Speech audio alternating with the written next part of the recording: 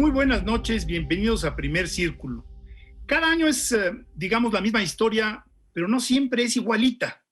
Rulfo decía que tenemos dos estaciones nada más, la de lluvias y la sequía.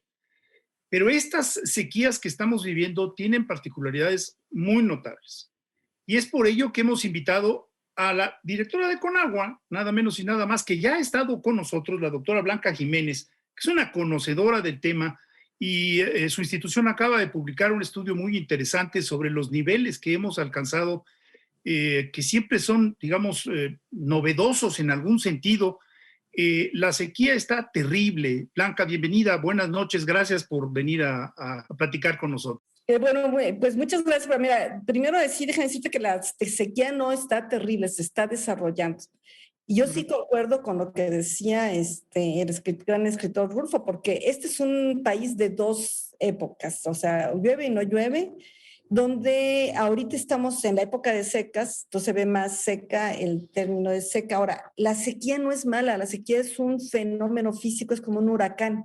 Los huracanes no son malos. El problema es cuando afecta, por ejemplo, de tal manera que no hay agua suficiente, porque también hay muchos tipos de sequía. O sea, hay la sequía meteorológica, que es que llueve menos, una sequía ya agronómica, donde no hay agua suficiente en la tierra para producir, y la sequía en las corrientes. Entonces, por ejemplo,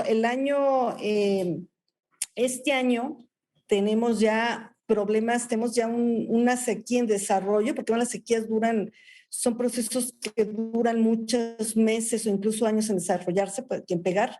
En cambio, las inundaciones es que son muy rápidas. Y el problema es que el año pasado tuvimos un 3% menos de precipitación promedio para el territorio, pero hay zonas donde llovió mucho menos que otras, es un promedio. Por ejemplo, el año pasado en Tabasco fueron unas lluvias excedentes, pero en otras no salieron. Ese promedio fue 3% menor. Ahorita estamos también en el periodo de secas con un 39% menos de lluvia en este periodo. Entonces, el año pasado nos llovió menos en algunos lados y entonces muchas de las presas tuvimos que sacar más agua de esas presas. Y este año vemos que posiblemente terminemos en el promedio normal o un poquito por arriba, un poquito por debajo, pero no va a ser suficiente para reponer el agua de las presas. Y ahí sí tenemos lo que es el problema. El problema realmente es el de la escasez del agua, no es el de la sequía. Puede haber una sequía. La escasez del agua se refleja en presas que no están a toda su capacidad y entonces en una serie de restricciones que tenemos que imponerle al agua para que no se nos acabe, porque lo que tú haces es ir previendo cómo va esto. Vamos moviendo, incluso, por ejemplo, allí por una parte uno ve la importancia de las presas, porque las presas nos permiten almacenar el agua. Si un año no llueve o llueve muy poco, o más bien si un año llueve mucho y el siguiente llueve poco, pues tenemos agua en las presas, todos no nos preocupamos. Los acuíferos siempre tienen agua, aunque a veces se sobreexploten. Y la otra cosa es que son sistemas, también por eso el manejo de las presas y del agua es nacional, porque a lo mejor no llueve en algún lado, pero tenemos forma de pasar agua a otra presa y darle agua a otro estado. Ahorita el problema es que todo esto que ocurrió en el norte. Además, primero se pensaba que el COVID iba a ser como que una sola onda, entonces estuvimos sacando más agua. Ahorita ya vemos que también con todo el COVID también hay que administrar el agua. Entonces estamos administrando el problema de un año que estuvo secas, este siguiente año también una baja precipitación y que sacamos más agua el año pasado, que seguimos con COVID y tenemos que seguir dando agua a más gente, con un suelo que el año pasado tampoco le llovió mucho, tuvo temperaturas altas. Ahorita tenemos temperaturas muy altas, entonces el suelo está muy seco y demanda más agua. Entonces es un conjunto de características que es lo que nos está haciendo el problema ahorita de escasez de agua por un tema de sequía, ya que ya trae 2 años. Ahora, no es nada fácil políticamente administrar el agua porque siempre hay presiones de todo el mundo que la quiere usar. Recuerdo que en Ciudad del Cabo hace un par de años empezó este proceso que describes muy bien. No fueron cuidadosos con el agua y se les acabó secando la fuente principal de agua de Ciudad del Cabo. ¿Cómo vamos nosotros en ese sentido, en particular en la Ciudad de México? Bueno, mira, la Ciudad de México se alimenta en un 20%, pero más bien quisiera decir la zona metropolitana, porque el problema es la Ciudad de México y también las zonas conurbadas. Y tenemos un almacenamiento de cerca de 362 millones de metros cúbicos, que es un agua suficiente, pero hay que cuidarla.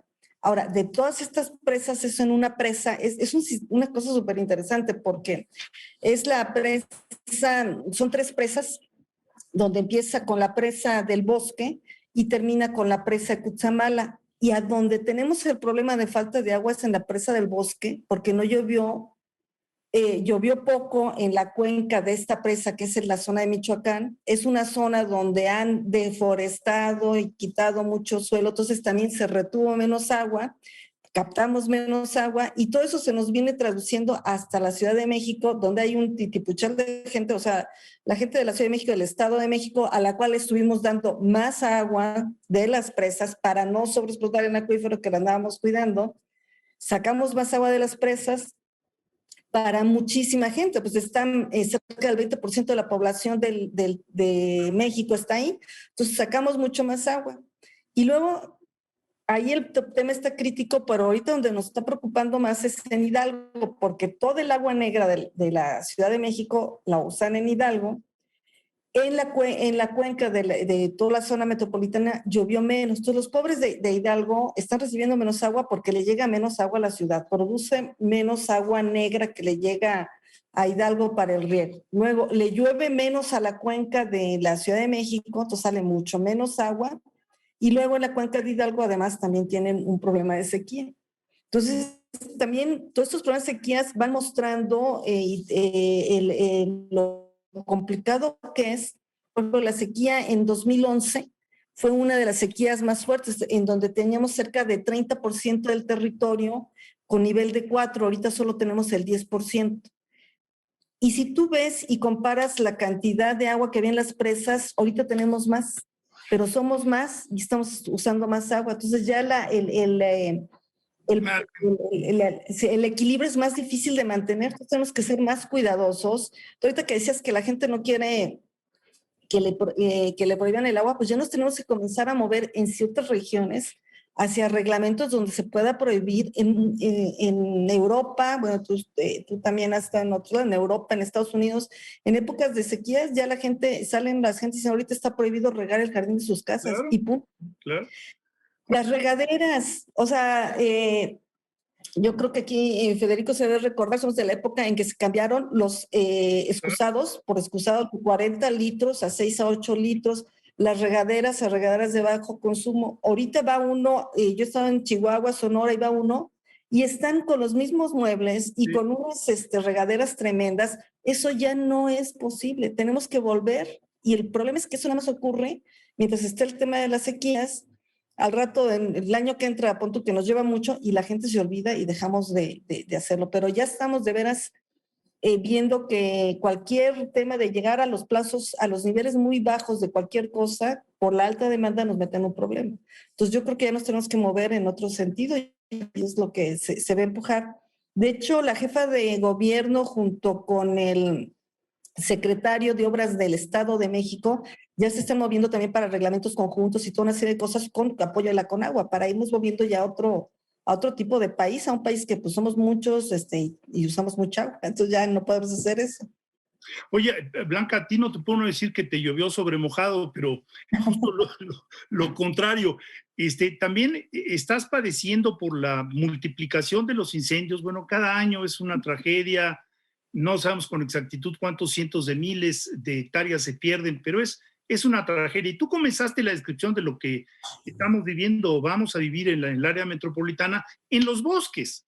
O sea, mientras no cultivemos, cuidemos de nuestros bosques, mientras no invirtamos en guardabosques, mientras no tengamos recursos para realmente garantizar el terrón y que logremos las filtraciones, pues vamos a ir perdiendo agua. Ahora, también redujeron los fondos del Fonden para la atención de este tipo de desastres naturales, ¿no? ¿O estoy equivocado? Para nuestro caso, el Fonden sigue aplicando y nada más que ahora hacemos, bueno, hasta junio de este año se sigue haciendo todo a través del Fonden y a partir de esta fecha vamos a hacer la solicitud directo a Hacienda. O sea, sí se va a seguir atendiendo el tema tanto de inundaciones como de sequías. Para otras áreas entiendo que tienen el mismo tipo de manejo. Ahora, quienes más gastan agua en México es la agricultura, luego se nos olvida.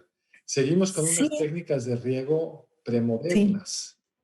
Y mira, la verdad es que no gasta en el concepto así de que, o sea, tú todo el agua que le echas a la agricultura, que es casi el 80% del agua que se usa, pues lo que no, la planta viene utilizando 20, 30%, pero además se evapora o sin filtro, se va al acuífero o corre. Pero el punto es que ya la sacaste de donde la tenías. Entonces sí tenemos que hacer y movernos hacia tecnificación del riego. De hecho, eso es ahorita ya en Conagua se tienen elaborados después de la sequía de 2011, se hicieron programas que se llaman Pronacose, Pronacose para atender las sequías, pero nadie lo aplicó porque el año siguiente llovió mucho. Entonces nosotros ahorita lo estamos actualizando para moverlos y comenzar a implementarlos. Y una de las medidas es precisamente nos tenemos que mover a la tecnificación del riego. Con un que ahorre, perdón. Que de hecho, por Chile, un país que también tiene problemas hídricos serios, lo que hizo fue implementar un serio apoyo al riego por goteo para que entonces cambiaran los cultivos, hubiera más huertos y menos cultivos de los que mandan más agua.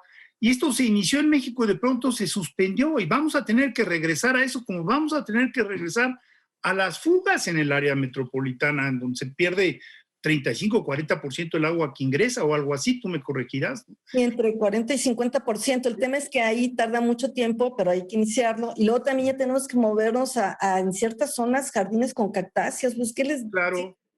Ya tenemos que irnos tenemos que adaptarnos y ver lo que somos, ¿no? O sea. Y otro tema que me parece que no hemos logrado resolver es a cuánto vendes el agua, que eso es un tabú. Pero lo que tenemos una beta economista, pensamos que esa es una solución bastante eficaz. Y parte del agua en este país, sobre todo para el riego, se regala. La tarifa eléctrica para sacar agua del subsuelo es muy barata. También habría que ir por vía precio. Yo en ese sentido me gusta mucho lo que está haciendo este año Naciones Unidas, que habla del valor del agua. Entonces hay que recuperar la idea del valor del agua y desacoplarla de lo que es el precio y cuánto cobramos, ¿no? Porque precisamente porque el agua tiene valor, pues tenemos que contribuir. En este caso, si no quieres para el agua, por ejemplo, el caso de consumo humano, pues alguien te la tiene que llevar a tu casa.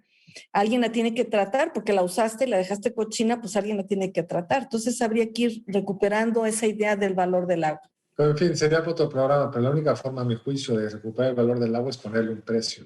Pero creo que eso es muy complicado ahora. Es un tema.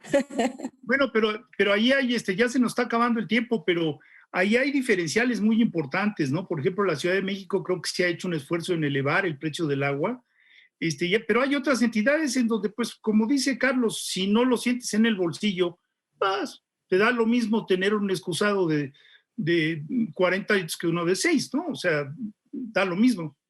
Pero Blanca, parece que ahora sí tenemos que, por desgracia, terminar con este tema que es apasionante. Mil gracias por haber estado de nueva cuenta con nosotros aquí en Primer Círculo y que tengas un muy, muy buen futuro en tu próxima asignación. Pues gracias, seguiremos trabajando a lo mejor ahora en los temas de la diplomacia del agua y la diplomacia de la ciencia, que también son temas muy, muy interesantes. Pues muchísimas gracias, Blanca. Te deseamos mucha suerte en tu siguiente gestión y estamos en contacto. Mientras dure el Zoom, hasta podremos hacer un programa a distancia. Muchas gracias. Claro. Y a ustedes, muchas gracias por acompañarnos aquí en Primer Círculo. Nos vemos el lunes entrante a la misma hora.